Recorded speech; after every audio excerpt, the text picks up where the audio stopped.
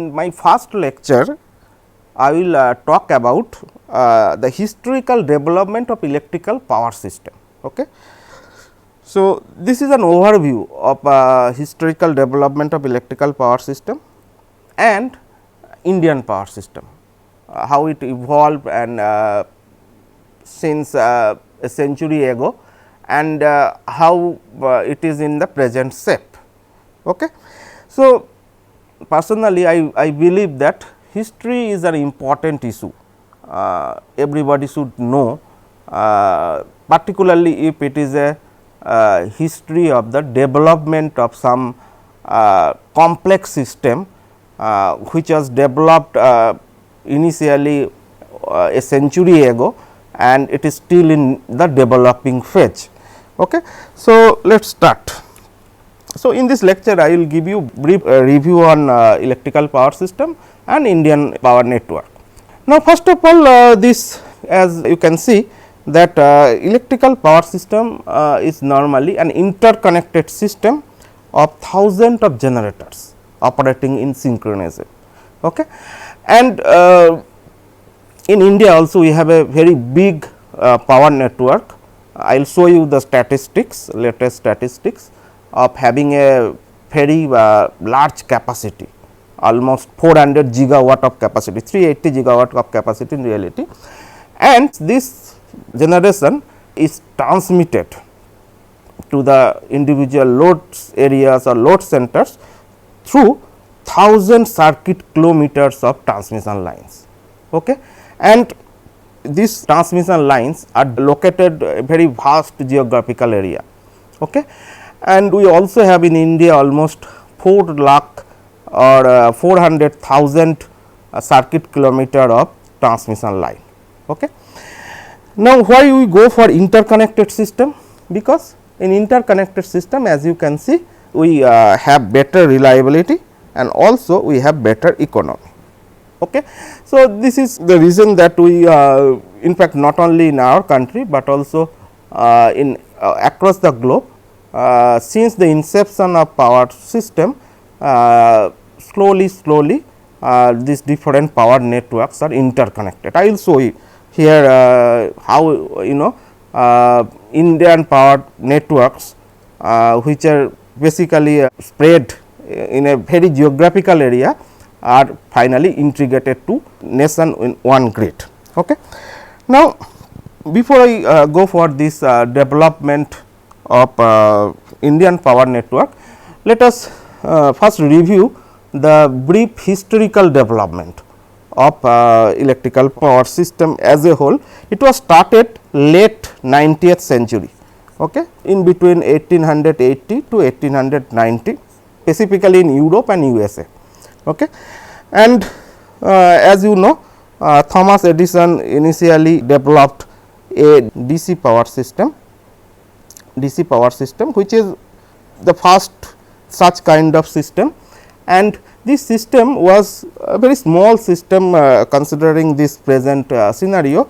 It was developed to supply only few number of customers, only 59 number of customers in Pearl Street, USA. Okay. And during that time other people they are also in search of a better system. Okay. And parallelly Westinghouse and Tesla, they joined hand together to develop an interconnected AC system, and there was a series of this invention took place during this time 1880 to 1900 during this year. Okay. Tesla invents induction motor which runs with AC system and which is one of the robust kind of motor that even we use today. There is no replacement of induction motor, maybe its performance is upgraded, but as such the principle wise almost everywhere you will find induction motor works. Okay. Now, during that time there was a exhibition and we call it the first kind of power conference, technical conference, which was organized by American Institute of Electrical Engineers. American Institute of Electrical Engineers, you can see the figure which is shown in the right hand side of the slide. In that figure you can see that there was a big exhibition which was organized in 1884, so that the people who are working on this particular field, electrical power system, they come and exchange the ideas, they can show their invention, and thereby this first kind of technical information exchange can take place. Okay. So, there are many people have shown their own invention, which include, you can see 100 kilowatt of jumbo generator. Okay. And you might be knowing that later on this American Institute of Electrical Engineers, they are renamed to IEEE, that is the well known body which is having enough contribution throughout the world. Okay. In fact, the first IEEE conference, technical conference, took place in 1884, and that time it was named as American Institute of Electrical Engineers. Okay. Then there was a series of invention took place. In 1884, Sprague produced practical DC motor. Okay. Because since the beginning of this, that development of electrical power system, we need particularly two types of machine. One which can convert other form of energy to electrical energy, that we call as electrical generator. Another is those type of machine which will convert electrical energy to the mechanical energy to do various of the works that we need in day to day life, which is called as electrical motor. So, when Tesla developed AC electrical machine or AC electrical motor, which is called as induction motor, during that time only Sprague produced practical DC motor. Okay. And there was a development of transformer. Transformer is developed by a group of people, and one of the pioneer in this field is William Stanley Jr. Okay, you can see. Now, what is the need of this transformer? That one should know. This transformer is basically required to transform the one voltage level to another voltage level. Okay. Now, why we need for voltage transformation from one voltage level to another voltage level? Because I will show you in my next lecture, because there are several reasons that we cannot provide this electricity or energy at the generation voltage. Okay. So, there is a series of transformation required before you get the electrical energy from your local utility. So, okay. And what are those transformation? We need sometimes to upgrade the voltage level, we need sometimes to downgrade the voltage level. Okay. And those things are done by the transformer.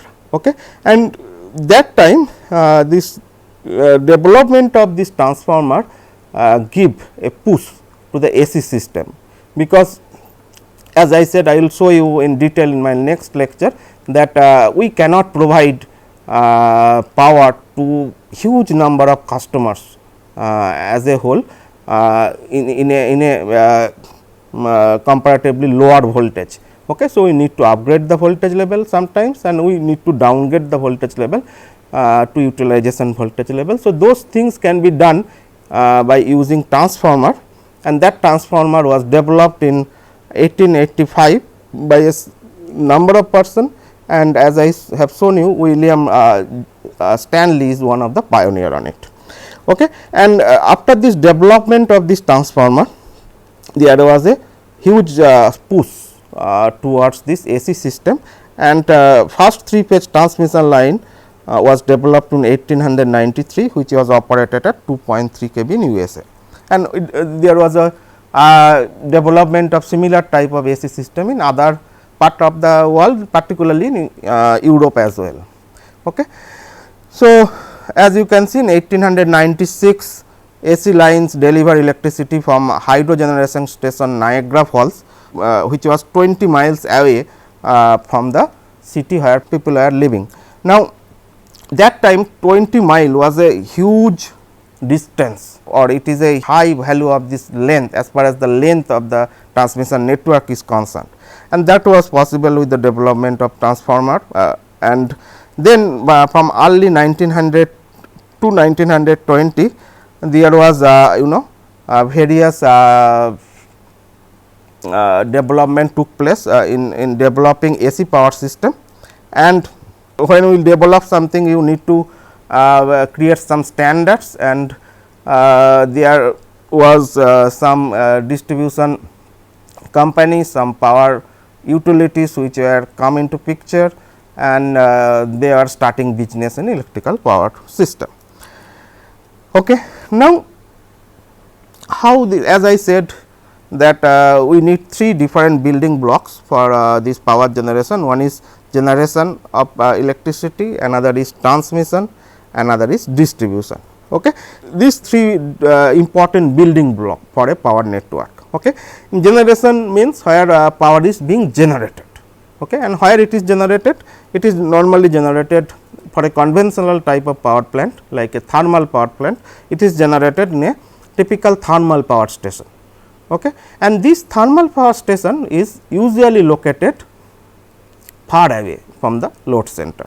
So, in order to bring power from this generating station, we need to build transmission network, and the basic idea of transmission network is to evacuate power from the generating station and to bring it to the customer site, and then finally, those power need to be appropriately delivered to the customers who require the power, okay, and that is the main thing that is done by distribution system. Okay.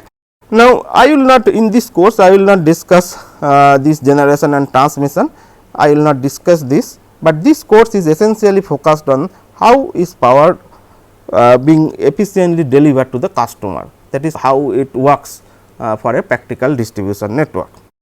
Now, you know that up to 20 years back, mostly this generation, transmission, distributions, these were done by a single utility, single company who was supervising this generation, transmission and distribution, and that is why there was a monopoly in the business. Okay. There is a monopoly in the business, and you might be knowing that in India we had state electricity board in different states who were supposed to provide power to the customers of their own state. So, they generate with their generating station, they had this transmission line to transmit this power, and they had this distribution network to distribute the power, and therefore, there was a monopoly in the business. Okay. So, this monopoly was there till early of this century in India, okay. And because of this monopoly there was no competition among these utilities, okay, because as you know that the state of Assam, they had Assam Electricity Board, and they are supposed to generate the power and to distribute to the people of Assam only, okay. And similarly, in West Bengal you know that they had West Bengal State Electricity Board. So, they generate the power to distribute among the people of West Bengal. So, there was a monopoly, and these utilities were enjoying their monopoly in service, okay.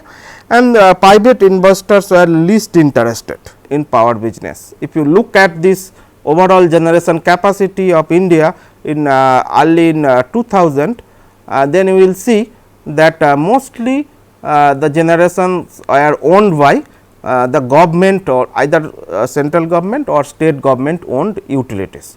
Okay. There was very few private companies who are generating power. Okay. So, mostly private investors are least interested, and as a whole the system was in fact working since its inception. Okay. All right. Now, this concept was the major barrier for further accelerating this growth of this power market, okay. And that is why people all around the world, they felt restructuring of power industry, okay. And primarily in India also this restructuring took place in after the implementation of Electricity Act 2003. I will come to that. So, what sort of restructuring they are suggesting? So, they are firstly divided and to all these three different tasks of power business, that is generation, transmission and distribution, with three different companies. One is called Genco, that is the company which is responsible for power generation. Another is for Transco, that is the company which is responsible for power transmission, and the Discom finally they are the power companies which are responsible for power distribution. Okay.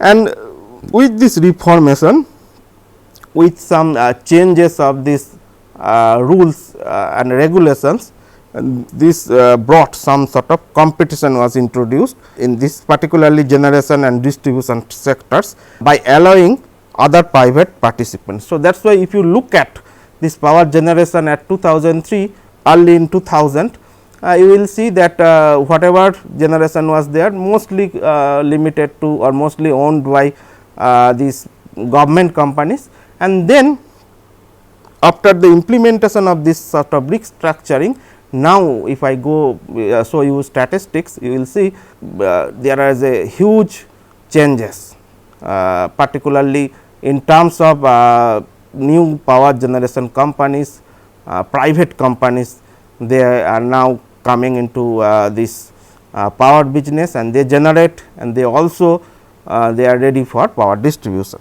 Okay. Now, driven by this utility restructuring, the main objective is to regulate this several things like electricity rates or pricing. Also, to main goal was to bring competition among these utilities to the power market, and it is used to allow the consumer to choose their electricity supplier, which is not in large case still today in India it is not means took place, but in future this will come.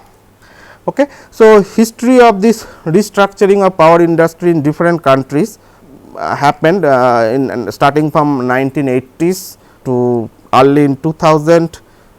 You can see it was introduced in Chile, that is in Latin America, then UK, and finally in 1998 it is restructuring took place in USA as well. And in India, as I said, this sort of restructuring first took place after implementation of Electricity Act 2003. Okay. Now, what is that act, etcetera, I will not go in detail, but due to that imposition of Electricity Act, there was elimination of licensing of setting up generating plants, and it imposes open access to the transmission capacity.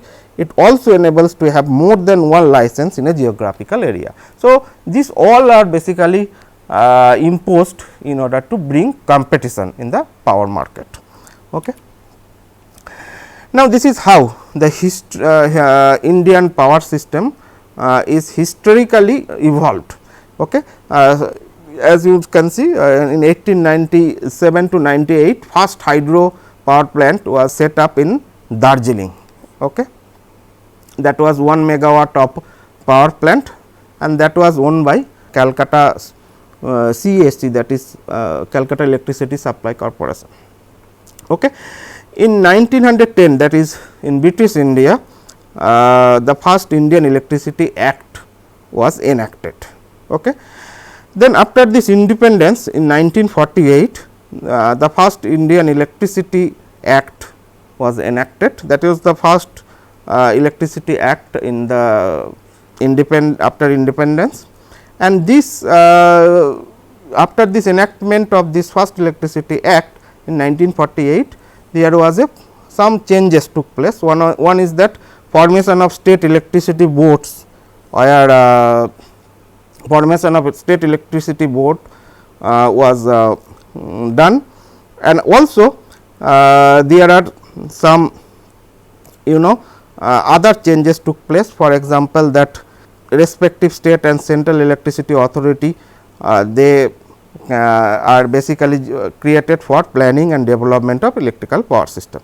Then that law or act further was amended, and time to time some significant changes took place. For example, in 1964 regional electricity board was formed. Okay.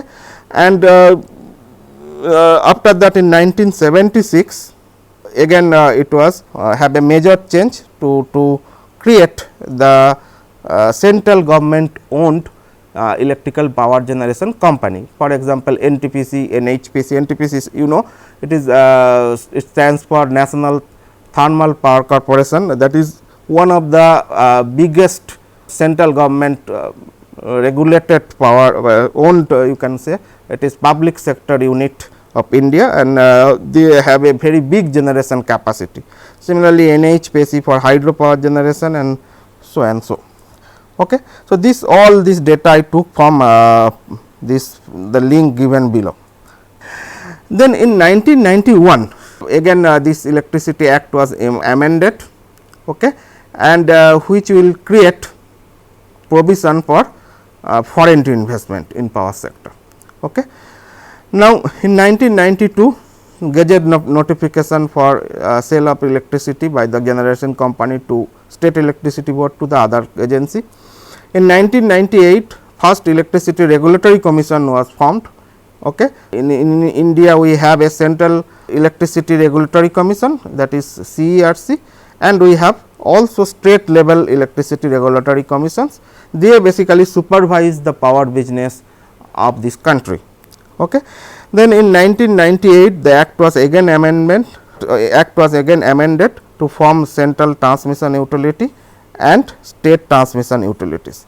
And finally, Electricity Act was 2003 is enacted. This was in fact the major after that implementation of Electricity Act, the major changes took place. Okay. Now, what are those changes? You can see according to this Electricity Act 1948, the definition of power system, if I go through the text, is power system means a system under the control of government or any board or central generating company or other agency, and having one or more generating station, transmission lines or substations, and generating station and main transmission lines and substations. Okay. So, if you look at the main keywords for this particular act, you will see that power system means it is a system under control of the government or any board of the generating company.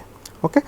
Now, if you look at the definition of power system, which was changed in after implementation of Electricity Act 2003, then you will see, if I go through the text again, you will find that power system means all aspects of generation, transmission, distribution and supply of electricity, and it includes one or more of the following, namely generating station, transmission, substation, tie lines, load dispatch, distribution system, electric supply lines, overhead lines, service lines. So, there is if you go through this text, you will get the idea of the major difference between these two Electricity Act.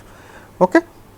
And that will facilitate you the what sort of major changes took place.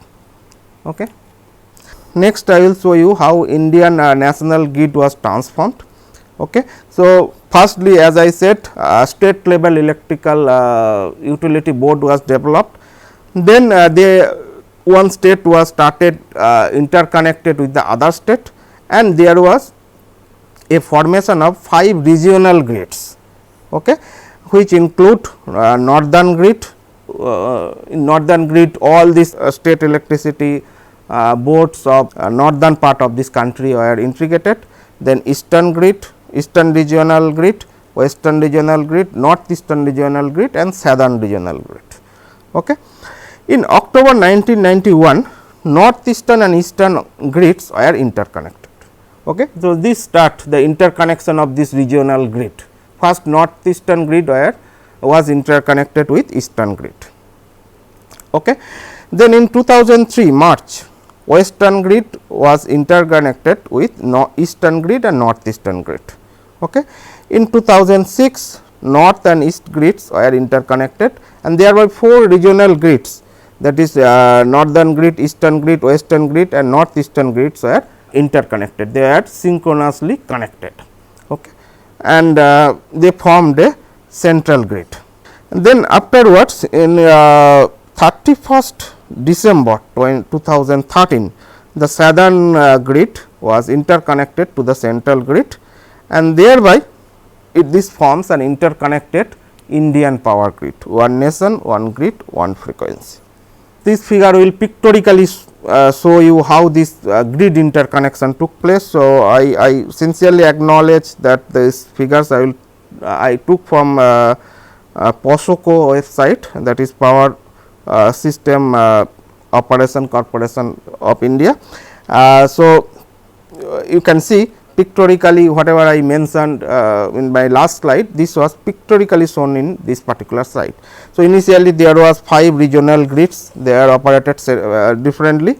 Then in eastern and northeastern are integrated.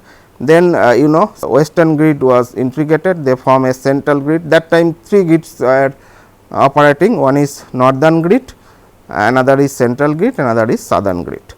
And then finally, northern grid also joined with this central grid, and then on December 31st, 2003, even this central grid was connected with this southern grid, and this forms a one grid, one frequency of the country. Okay. Now, this figure again I took it from Central Electricity Authority website, CEA website. This figure gives you some statistics. This data will give you some statistics of the overall generation capacity of India. So, it is around 384 gigawatt, 384,000 megawatt in total, and this data is very up to date, that is on 30th June 2021. But as you can see, the individual generation capacity of different regional grids, you will see they are not symmetrical. So, particularly this northern region, western region, and southern region, they are having a bit higher capacity, more than 100,000, and eastern region is having a capacity of 33,000 megawatt, and northeastern region is only having capacity of 5,000 megawatt. And this also gives you the statistics of different types of power generators we have in our country. One is coal based power generating system, which is dominating the major share. Out of this 384 gigawatt, 202 gigawatt comes from this thermal power. Okay. And also we have more than 202 if you consider other small thermal power generating unit like gas, diesel and lignite. So, it is around 234 gigawatt of capacity as a whole in India for thermal will come from thermal power generation. Then we have a small power generation capacity in nuclear as well, that is 6,780.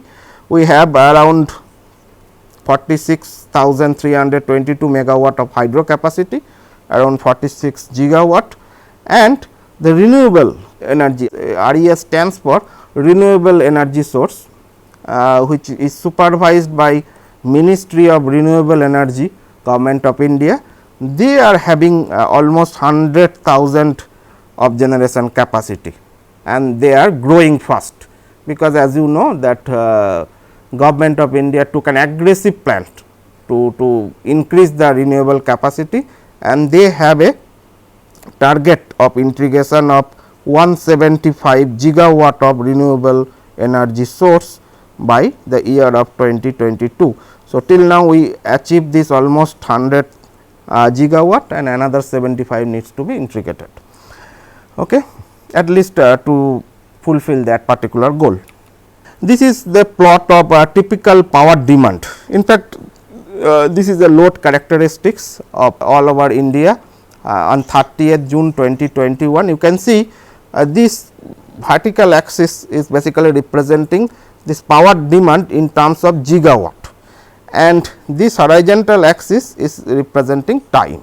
Okay. As you know, load, in fact, in my first module I will talk about this load modeling. You will see that load is a parameter which changes time to time, and this time varying nature of this load of all over the country is shown over this particular characteristics. We call it is a load curve.